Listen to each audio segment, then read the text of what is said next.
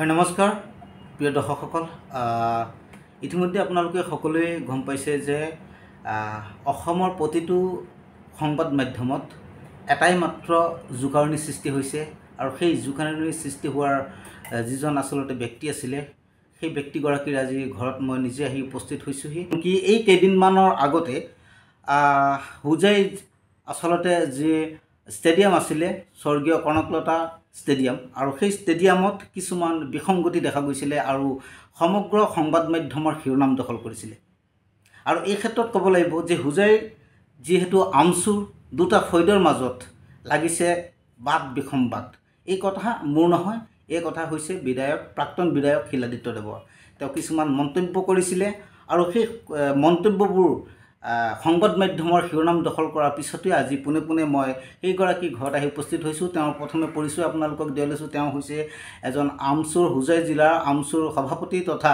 এজন জ্যেষ্ঠ খেলুৱৈ গতিকে আপোনাক পোনপ্ৰথমে আমাৰ চেনেললৈ স্বাগতম জনাইছোঁ নমস্কাৰ প্ৰথমে মই স্পষ্ট কৰি দিওঁ যে মই এই মুহূৰ্তত আমচুৰ কোনো কৰ্মকৰ্তা হিচাপত নহয় হোজাইৰ স্থানীয় বাসিন্দা এজন খেলুৱৈ হিচাপে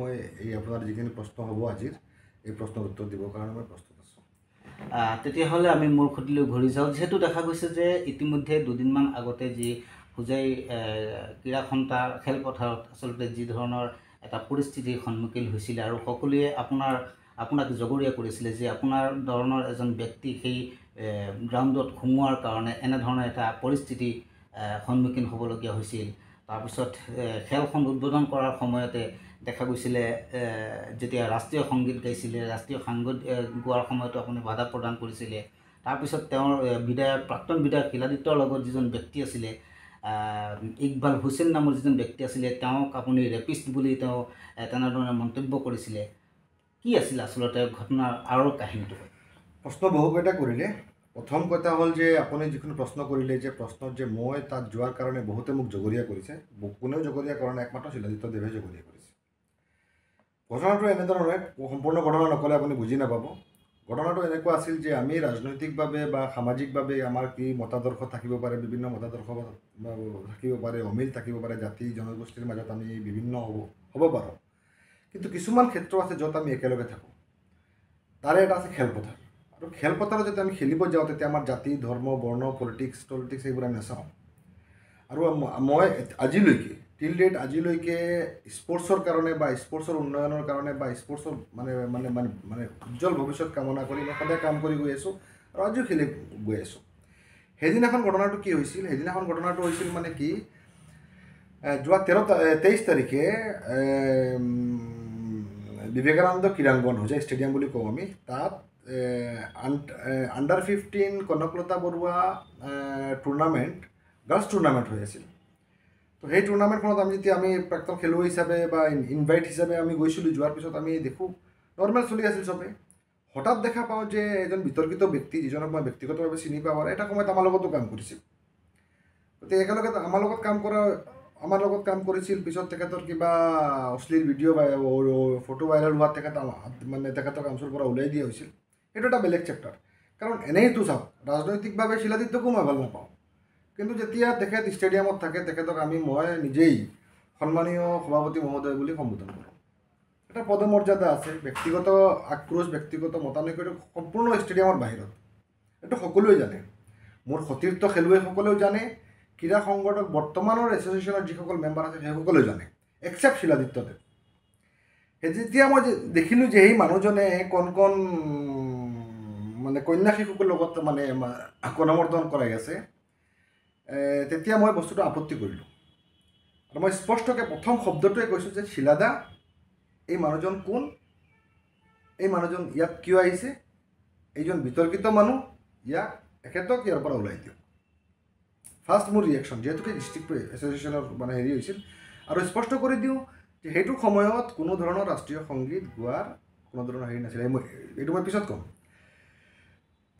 যেতিয়া শিলাদিত্য দেৱে মোৰ কথাখিনি নুশুনি বা মোৰ কথাখিনি বুজাৰ চেষ্টা নকৰি তেখেতে এগ্ৰেছিভ হৈ যেতিয়া ৰিয়েকশ্যন দিলে তেতিয়া ময়ো ৰিয়েকশ্যন দিলোঁ যে এইটো আপোনাৰ নাটকৰ জেগা নহয় হোজাই ষ্টেডিয়ামখন আপোনাৰ পৈতৃক সম্পত্তি নহয় আৰু আপোনাৰ নাটকৰ জেগাও নহয় আৰু আপোনাৰ ৰাজনৈতিক আখৰাৰ জেগাও নহয় এইটো ওলাই দিয়ক নহ'লে কথা বেয়া আছে তেতিয়া মোৰ যিখিনি আৰু এজন মোৰ সতীৰ্থ আছিল সাধাৰণ সম্পাদক আছিল তেখেতসকলে ক'লে ব'লা বাতৰি যাওঁ বস্তুটো বেয়া হৈ আছে পিছত আমি অফিচত বহি কথা পাতিলোঁ যেতিয়া কোৱাৰ পিছত ধুনীয়াকৈ ৰাষ্ট্ৰীয় সংগীত গাই আছিল মোৰ তাত ভিডিঅ' আছে ৰাষ্ট্ৰীয় সংগীত গাই আছিল এই ৰাষ্ট্ৰীয় সংগীত গাই থকা অৱস্থাত মই সাৱধান মুডত আপুনি চাব ইয়াত এই সাৱধান মুডত এইখিনিত থিয় আছোঁ ৰাষ্ট্ৰীয় সংগীত গোৱা হৈ আছে ভিডিঅ' আছে মোৰ তাত মই দি দিম আপোনাক পিছত তেখেত দুয়োজন একেলগে ষ্টেডিয়ামৰ পৰা আঁতৰি গ'ল মোৰ প্ৰশ্ন আজিও এইটো যে এজন ধৰ্ষণৰ অভিযুক্ত ব্যক্তি শিলাদিত্যৰ ব্যক্তিগত সম্পৰ্কৰ বাবে শিলাদিত্যদেৱৰ ব্যক্তিগত সম্পৰ্ক ভাল থাকিব পাৰে অপৰাধীৰ লগত সেইটো বেয়া কথা সেইটো বেলেগ কথা শিলাদিত্যদেৱৰ ব্যক্তিগত সম্পৰ্ক ভাল থাকিব পাৰে অপৰাধীৰ লগত তেখেতৰ লগত উঠা বহা কৰিব পাৰে এইটো সম্পূৰ্ণ বেলেগ কথা কিন্তু এনেকুৱা এটা অনুষ্ঠানত য'ত মানে কণ শিশু মানে কন্যা আছে তাত আহি উপস্থিত মানে শিশুসকলক মানে কৰমৰ্দন কৰোৱাটো উচিত হোৱা নাই আৰু মই আজিও অপ'জ কৰি আছোঁ আৰু মই ভাবোঁ যে অসমত কোনো ক্ৰীড়াপ্ৰেমীয়ে কোনো অভিভাৱকে এইটো তেখেতসকলে নিবিচাৰে যে মোৰ সন্তান মই ষ্টেডিয়ামত পঠাম আৰু কোনোবা এজন ৰেপ একিউজড মানুহে আপুনি কৈছে দৰ্শনকাৰী নহয় ৰেপ একিউজড মানুহে তেখেতসকলৰ কন্যা শিশুসকলক স্পৰ্শ কৰক মোৰ আপত্তি তাতে আছিল গতিকে সকলো অভিভাৱকে আজিৰ তাৰিখত যি সময়ত চাওক আপোনালোকে খেলপথাৰত ল'ৰা ছোৱালী নাহে ড্ৰাগছে সমাজখন ধ্বংস কৰিছে মোবাইল এডিকশ্যনে যুৱ সমাজক ধ্বংস কৰিছে খেলপথাৰত কোনো নাযায় এনে সময়তে আৰু ইয়াৰ উপৰিও ছোৱালীসকলৰ এটা সুৰক্ষাৰ কথা আছে কিছু সাহসিক পিতৃ মাতৃয়ে নিজৰ ল'ৰা ছোৱালী বিশেষকৈ ছোৱালী সন্তানসকলক আজিকালি মানে খেলপথাৰত পঠায় এনে পৰিস্থিতিত এনে এজন অভিযুক্ত মানুহ বা সন্দেহযুক্ত যাৰ চৰিত্ৰ বেয়া চৰিত্ৰহীন কৈছে যে 2টা ফৈদ হোজাই জিলাত 2টা ফৈদ হৈছিলে কোনো 2টা ফৈদ নহয় আপোনাৰ নিউজ চেনেলত যদি 20জন মানুহে কাম কৰে আৰু কাৰোবাক যদি অনৈতিক কামত যদি ধৰা পেলাই যদি আপুনি ওলাই পঠায় আৰু সেইজনে যদি আপোনাৰ নিউজ চেনেলৰ নাম কৈ ফুৰে যে মই অমুক চেনেলৰ মালিক হওঁ মানিব নেকি কোনোবাই না মানে এইটো শিলাদিত্যৰ প্ৰডাক্ট এই যিটো বস্তু এইটো শিলাদিত্যৰ প্ৰডাক্ট হয় শিলাদিত্যই ইয়াক দি কি কৰা এইটো শিলাদিত্যই ক'ব পাৰিব এইটো শিলাদিত্যৰ প্ৰডাক্ট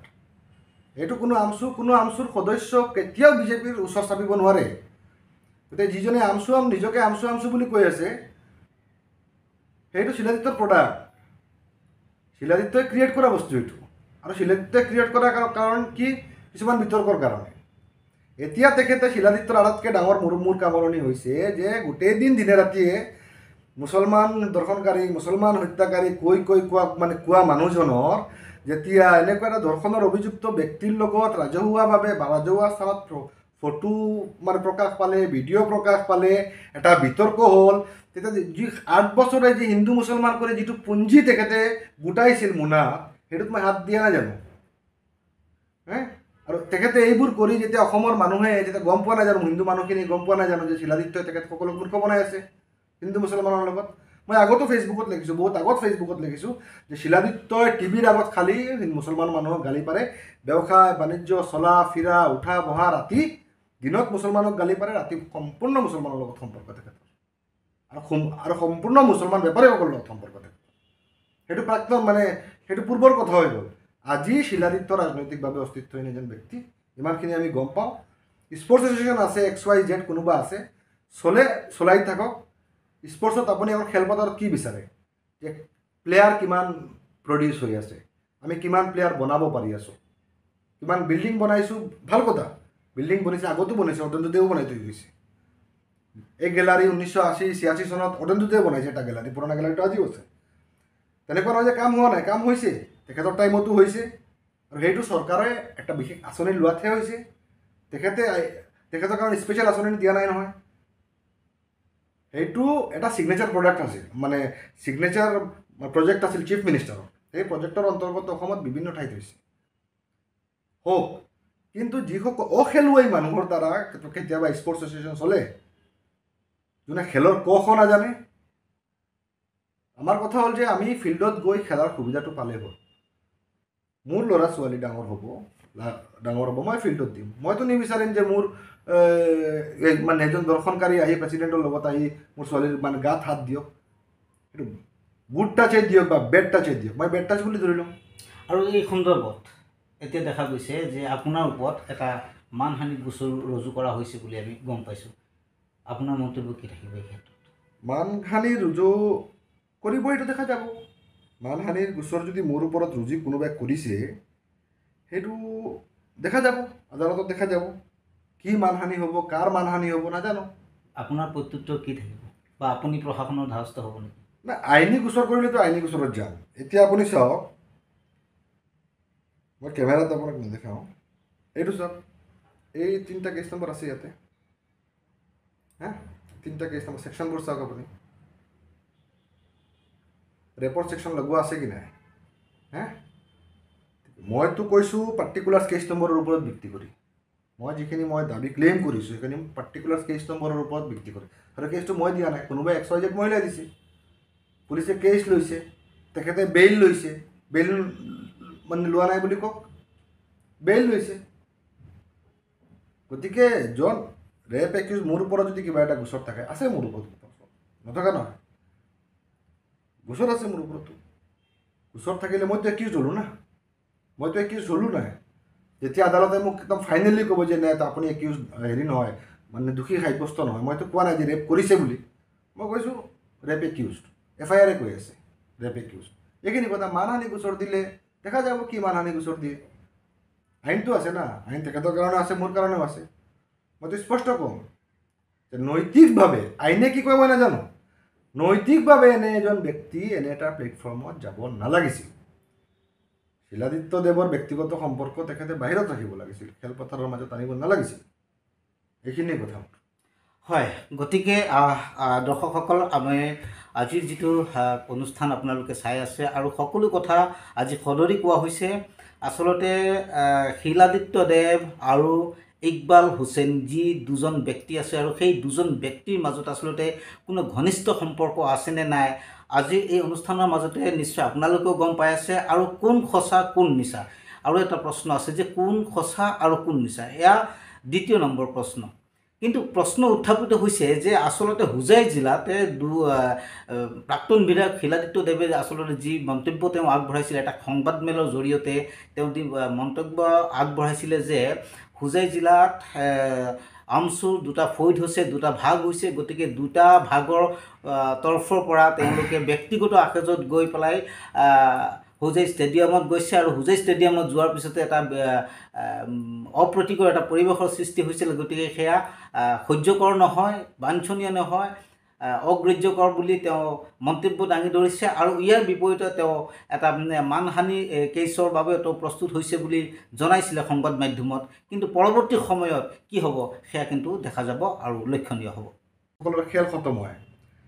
আৰু যিজন ব্যক্তিৰ কথা মই কৈছোঁ, তেখেতে মুখ্যমন্ত্ৰীৰ লগত কাৰোবাৰ লগত ফটো দেখাই বিভিন্নজনক বিভিন্ন প্ৰলোভন দিয়ে। যদি কাৰোবাক ষ্টেট টিমত চান্স দিব বুলি কৈ, যদি কাৰোবাক যদি মানে ফোন নম্বৰ লৈ বা কিবা এটা অপ্ৰীতিকৰ পৰিস্থিতি হৈ গ'ল, হোজাই মানে স্পৰ্টছ এছ'চিয়েশ্যনৰ মান সন্মান থাকিব জানো? নকৰি তেখেতসকলে কি কৰিলে, গুচি গ'ল। পিছত মই এই ঘটনাৰ সূত্ৰপাত হোৱাৰ আগত মই সকলোকে কৈছোঁ, কিন্তু তেনেকুৱা বস্তুটো বেয়া হৈছে। পিছতো মই অফিচিয়েলি সকলো কৰ্মকৰ্তাক এজনকৈ ফোনত ব্যক্তিগতভাৱে তেখেতসকলক কৈছোঁ আৰু বিচাৰ দিছোঁ মই যে আপোনালোকে বস্তুটো চাই দিয়ক, মোৰ বিচাৰ লাগিব। সেইটো নকৰি তেখেতসকলে পিছদিনাখন এটা জৰুৰী সভা পাতি, সেইখন সভাত মোক 1 বছৰ মানে কিছু অভিযোগ দিলে। এই যিটো কৈছে আপুনি যে ৰাষ্ট্ৰীয় সংগীত মানে গোৱাত বাধা দিছোঁ, ভিডিঅ' আছে মোৰ তাত, মিছা কৈছে। কাৰণ শিলাদিত্য মানুহটোৱে মিছলীয়া। শিলাদিত্য যে কৈছে মই মানে বাধা দিছোঁ, এটা চেণ্টিমেণ্ট ক্ৰিয়েট কৰিব, ৰাষ্ট্ৰীয় সংগীত গোৱাত মুছলিম ল'ৰা এটা দিছে, বহুত ডাঙৰ কথা হৈ গ'ল।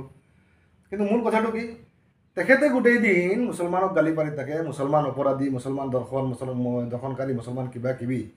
আৰু তেখেতে ইকবাল হুছেইন নামৰ এজন ব্যক্তি যেতিয়া লগত লৈ ফুৰাই ৰাজহুৱা হৈ গ'ল, মই সংবাদ মাধ্যমত প্ৰকাশ কৰি দিলোঁ, তেতিয়া তেখেতে হিতাহিত জ্ঞান হেৰুৱাই পিছদিনাখন তেখেতে এখন জৰুৰী সভা পাতিছে। আৰু সেইখন সভাত অদ্ভুতভাৱে কোনো ধৰণৰ কথা নাই, তেখেতে মোক নিষিদ্ধ কৰা বুলি ঘোষণা কৰি এটা প্ৰেছ মিট দিছে।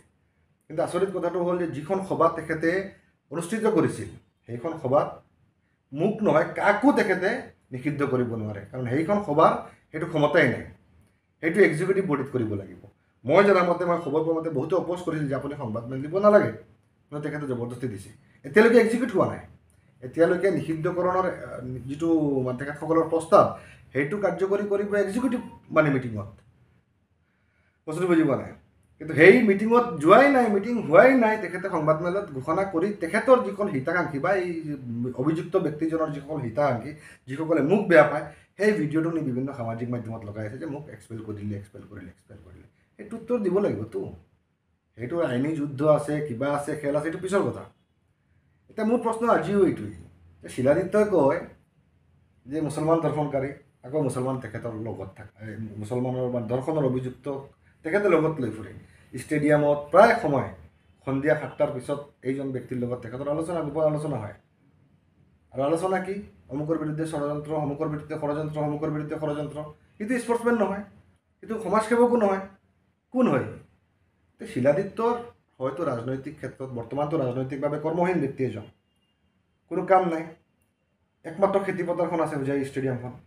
সেই খেতিপথাৰখনত যদি হাল কিবা কৰোঁতে যদি মোৰ দ্বাৰা আপত্তি হৈছে, এইটো এটা বেলেগ কথা। বিধায়ক শিলাদিত্যৰ খেতিপথাৰ হোজাই ষ্টেডিয়াম বুলি আপুনি আখ্যা দিছে? হয়, নিশ্চয়। ইয়াৰ দ্বাৰা তেওঁৰ জীৱিকা ৰক্ষা হৈ আছে নেকি? তেখেতে কি কৰে মইতো কৈ আছোঁ, হোজাই ষ্টেডিয়ামখন তেখেতৰ খেতিপথাৰ। কাৰণ দৰাচলতে আমি সকলোৱে জানো যে খেতিপথাৰ কৃষকৰ হৈছে এটা চহকী এটা ব্যৱসায় বা জীৱিকা। আৰু এই ক্ষেত্ৰত প্ৰাক্তন বিধায়ক যিগৰাকী শিলাদিত্যৰ নাম উল্লেখ কৰিছে, আৰু বিধায়ক শিলাদিত্যৰ তেওঁ উল্লেখ কৰিছে যে এই হোজাই ষ্টেডিয়ামখন তেওঁৰ খেতিপথাৰ, অৰ্থাৎ হোজাই ষ্টেডিয়ামৰ পৰা তেওঁৰ জীৱিকা চলি আছে নেকি, সেই এটা ডাঙৰ প্ৰশ্ন উত্থাপিত হৈছে।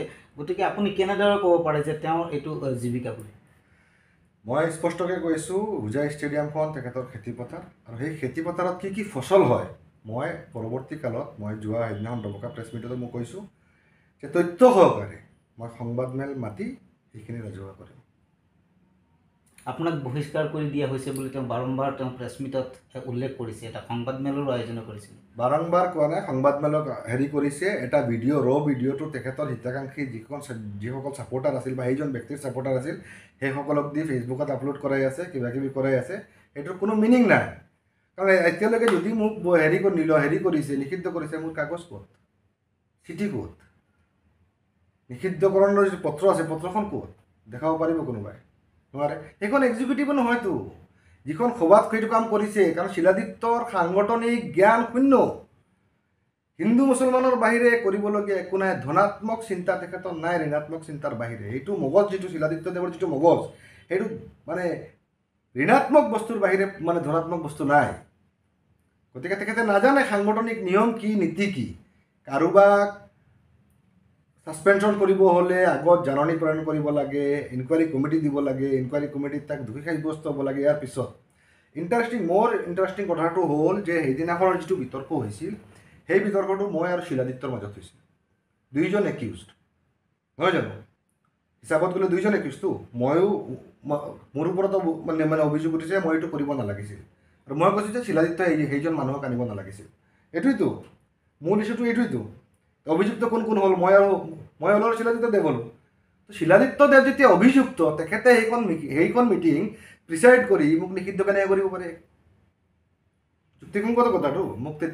আমাক তেতিয়া দুয়োজনৰ ওপৰত বিচাৰ কৰিবৰ কাৰণে তেতিয়া পক্ষ মানুহ লাগিব, নহয় জানো? যিহেতুকে মই অফিচিয়েলি বিচাৰ দিছোঁ চবৰ ওচৰত, কোনেওতো মোক শুনা নাই, মাতাও নাই মোক।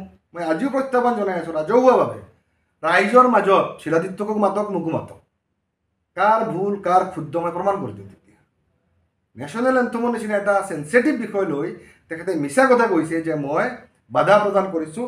মই ভিডিঅ' দেখালোঁ ইতিমধ্যে আপোনাক যে মই সাৱধান মোডত থিয় আছিলোঁ, আৰু তেখেতে মই যে অশ্লীল ভাষা গালি গালাজ পাৰিছোঁ, কিবা কৰিছোঁ, তেখেতৰ তাত যদি কিবা তথ্য থাকে ৰাজহুৱা কৰক। তাততো বহুতে ভিডিঅ' কৰিছে, বহুতে ফটো মাৰিছে, ৰাজহুৱা কৰক। একদম মিছা কথা কোৱাৰ একদম জ্বলন্ত উদাহৰণ হ'ল শিলাদিত্যদেৱ। এইটো আপোনালোকে জানে। হয়, নিশ্চয়কৈ ক'ব লাগিব, কাৰণ বহু প্ৰশ্ন আজিৰ এই যি অনুষ্ঠান, সেই অনুষ্ঠানত কিন্তু বহু প্ৰশ্ন উত্থাপিত হৈছে। কাৰণ ক'ব লাগিব যিহেতু যি আচলতে শিলাদিত্যৰ নাম লোৱা হৈছে তেওঁৰ প্ৰথমৰ পৰাই চবেই জানে যে সকলোৱে এটা চিনি পাইছিলে যে বিতৰ্কিত শিলাদিত্য বুলি এটা নাম তেওঁৰ মানে আজিৰ দিনেতো উল্লেখিত হৈ আছে। কিন্তু শিলাদিত্যৰ লগত আমচু নেতাৰ এই যিটো বাকযুদ্ধ চলি আছে ইয়াৰ আঁৰৰ ৰহস্য আমাৰ দ্বিতীয় প্ৰশ্ন আছে। দ্বিতীয় প্ৰশ্ন হৈছে যে আমচু যি সংগঠন আছে আমচু সংগঠনৰ তেওঁ কৈছে যে দুটা ফৈদ হোজাই জিলাত দুটা ফৈদ হৈছিলে। কোনো দুটা ফৈদ নহয়, কোনো দুটা ফৈদ। আপোনাৰ নিউজ চেনেলত যদি 20জন মানুহে কাম কৰে আৰু কাৰোবাক যদি